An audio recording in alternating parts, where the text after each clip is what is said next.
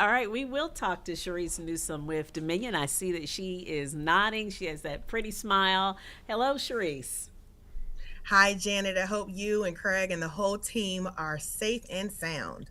Oh, thank you. We hope you are safe too. Yeah, Craig is leaving right now with a smile. So tell me, are you getting a lot of calls in, or how are we looking in terms of power outages?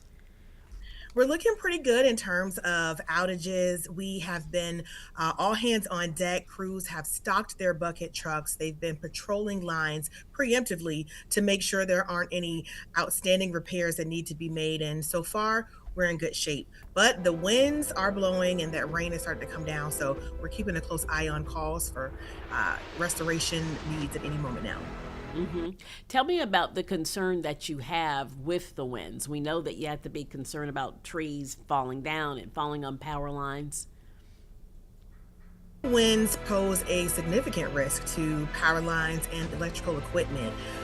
First and foremost, strong winds can blow trees and tree branches onto power lines, and that can cause outages. I heard you and Craig talking a few moments ago about the time it takes to set a power pole. Yes, it can take up to 8 hours, plus or minus, to reset power poles. And when you think about the rain that's coming down and how the ground is wet, then that means the trees and their roots are soggy. Hmm. And so then that's going to mean they're easier to get knocked down by, the poles are going to be easier, not the trees are going to fall down a little bit more easier, and that can fall on power poles. Secondly, winds can delay restoration times and cause them to be extended, primarily because our crews will not work in those buckets, the extended bucket trucks, when Yeah. winds and wind gusts are at 35 miles per hour or greater. They can do work on the ground, they can patrol lines, they can do some remote work from the operations center, but they won't go up in those bucket trucks because safety is our top priority. Yeah, you have to be safe. When people, and excuse me, got a little off here. Um, Take your time. People don't necessarily understand that if they have a power outage, they need to try to report it. Talk to me through that process. Sure, reporting your power outage is important because it helps to pinpoint where those trouble spots are in your neighborhood. Don't assume that your neighbor has called it in. Don't assume that, your Civic League president has called it in. I had someone tell me one time, well, isn't that what my Civic League president is supposed to do? Yes, we get a lot of calls from, community leaders and community minded folks, but every home has a connection point to the power grid. So we need you to call that in. It helps our crews to, again, pinpoint those trouble spots and to restore your lights that much more quickly. All right, absolutely.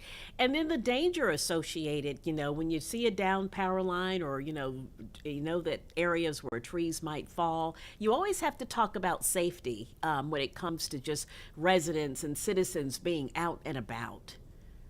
For sure.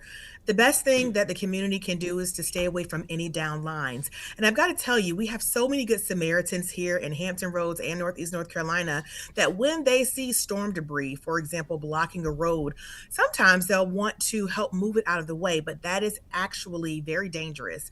Please assume that all down lines are energized. So you need to stay away. Don't try to move those tree branches. Don't try to move the storm debris because that can be hazardous and pose a risk to you and your safety as well as to the power grid. So the best thing you can do is to call Dominion Energy 866 DOM help. During severe storms like this, when we have patrol teams whose sole responsibility is to go out and take a look at those lines, we have a storm role called Wire Watcher. So when we receive a report of a down line, and let's say the crews are busy restoring power, maybe up the street, a neighbor's home, then we have a team member or a crew of team members, depending on how extensive the outage is, who Hmm. will monitor those down lines. We also work very closely with first responders. So I heard you mention the coordination earlier. So emergency management teams, first responders like firefighters and police officers, we also coordinate with them to help watch and any down lines so we can keep the community safe. Mm, absolutely. And then preparation, because it is what the middle of March, and this is usually the season where you start to have the thunderstorms, tornadoes and Yeah, things, and then that's going to roll right into hurricane season. hurricane What is season. it like Yeah. on a day-to-day basis in terms of the preparation that Dominion has to do? Because you never know when something's going to pop up. That's a great question, Janet. And I'm glad you touched on the back to back severe weather that we've been experiencing here in Hampton Roads and across the region. And yes, because we're coming out of winter, we're headed into thunderstorm season, and then we'll be right into hurricane season.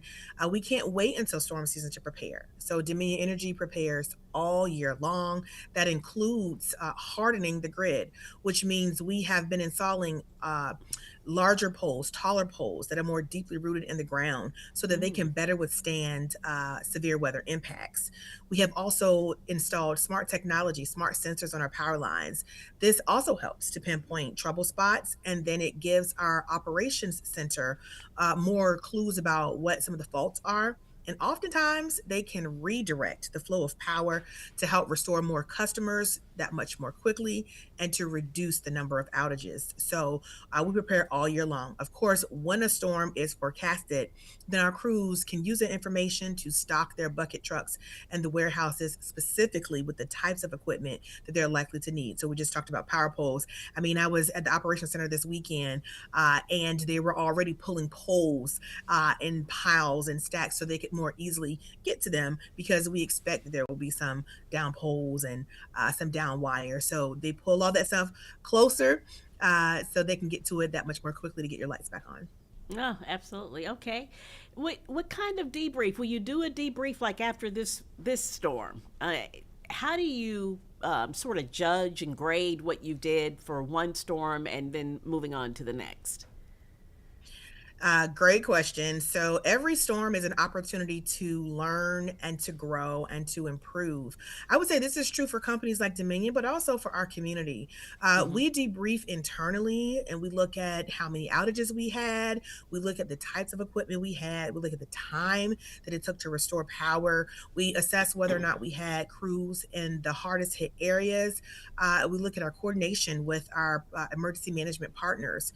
We also encourage the community and families to do the exact same thing. Did you experience any damage in your home? What lesson did that teach you about how to better prepare for the next storm? So, if you Hmm. noticed that you had debris in your yard, how might that inform you and guide you in keeping your yard clear or trimming trees? It's the same type of information and conversations that we have after every storm to debrief so that we're even better prepared the next time.